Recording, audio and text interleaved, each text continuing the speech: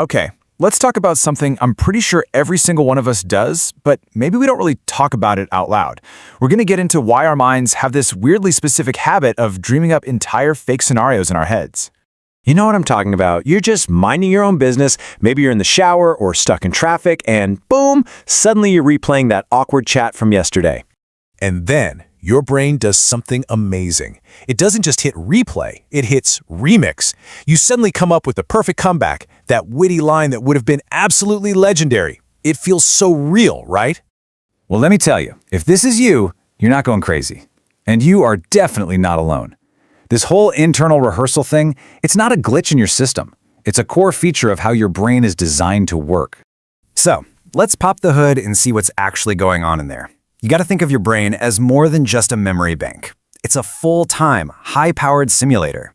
At its very core, the human brain is built to anticipate. Its main job is to constantly look ahead and try to predict what's coming next. A few thousand years ago, that was about spotting a lion in the grass. Today, it's about anticipating a tough question in your next meeting. It's all about survival and success. Now, there's a scientific name for this whole process. It's called predictive processing.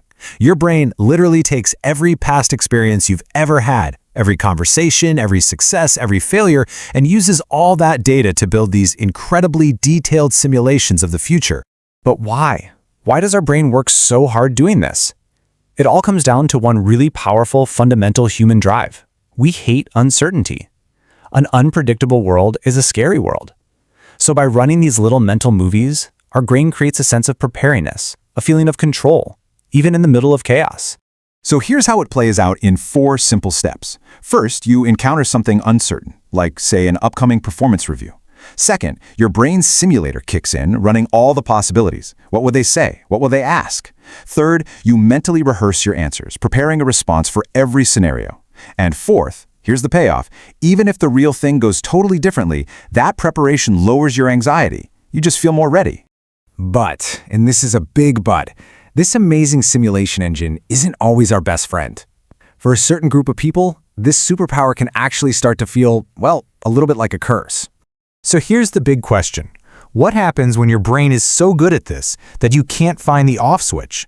What happens when the simulator just goes into overdrive? Well, research actually points to a pretty specific IQ range where this becomes a common thing. We're not talking about off-the-charts genius levels, but a range between 120 and 130. Sometimes it's called the brilliant but burdened zone. You see, for people in this cognitive bracket, that simulation engine is just firing on all cylinders. They can look at a situation and see 10, 20 different outcomes. And that's exactly where the problem can start. This creates a really interesting paradox. The benefit is awesome. You're smart enough to see every single complex layer of a problem. But here's the burden. You see all the problems, but you might not have the power or the influence or just the raw capacity to solve every single one. It's like being a weather forecaster who can see the hurricane coming but can't do a thing to stop it. And what does that feel like? Well, it's just a state of constant overthinking, but without ever getting that satisfying feeling of closure. Your brain is just spinning its wheels, running simulation after simulation, finding problem after problem, but never quite landing on that perfect final solution. It is absolutely exhausting. So after all that, how are we supposed to think about this? Well, the most powerful thing you can do is to reframe it. What's going on in your head? It's not a bug, it's a feature. And it's so important to really get this. That tendency to replay conversations, to simulate the future, to overthink everything.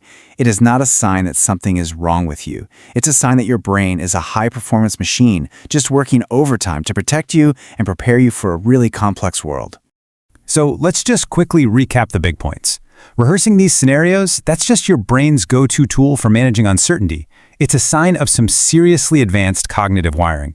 Yeah, in that 120-130 IQ range, it can definitely tip over into overthinking, but that's just proof that you have a mind that can see complexity where others can't.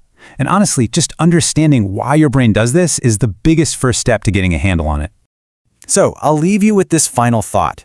That chatter in your head isn't just random noise. It's your brain's powerful simulator trying to chart a course for you. Now that you know what it is and why it's doing it, the question isn't how do I shut it up? The real question is, how am I going to listen to it differently?